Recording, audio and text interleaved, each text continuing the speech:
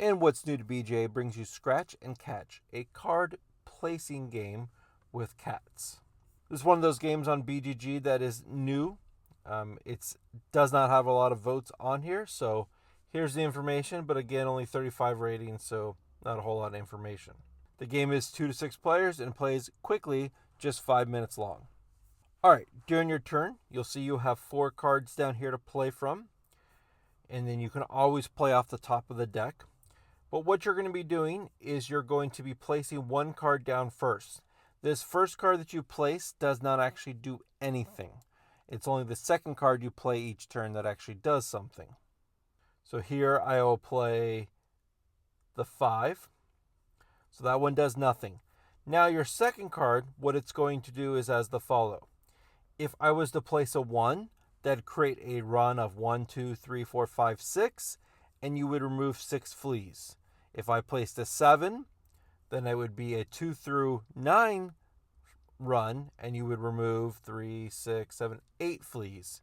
If I placed a 10, it'd be a run of 3, and I would remove 3 fleas. So if you place the first card of any pile, you're going to check to see what the run is, and you remove that many fleas. Here, I have no option to do that, so I'm going to place a card on top of another card. When you do that, I'm going to place the 4 on top of this 4. Since it's the second card of the set, you take all the cards to the left and right of that card. And now I have 5 cards in my hand. Then you always draw back up to 4. So here I'm going to play the 10. Since the 10's the first card, I'll have a run of 2, and you'll see I'll remove 2 of my fleas here. Now here, you'll see I have a special card here. It's a little Disco Fever cat. If you play that as the first action of your hand, nothing will happen. But if I play it as the second action, like I'm going to here, not only will I remove 6 fleas from my hand, but I will actually add fleas to my opponent's hands. The amount of fleas that are added to their opponent's hand is equal to the number of cards that are already in that pile.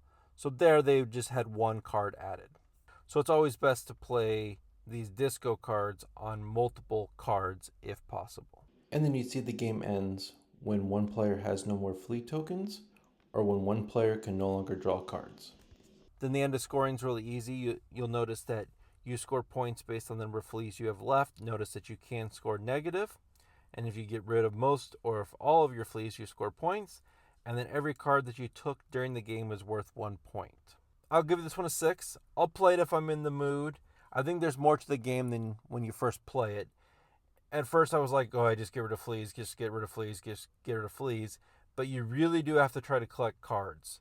So you really are having to set up the first card and then your second card, hopefully taking 4 or 5 cards or getting a big run so you get rid of 5 or 6 fleas at one time. And I think there's more to the game than what I first thought of.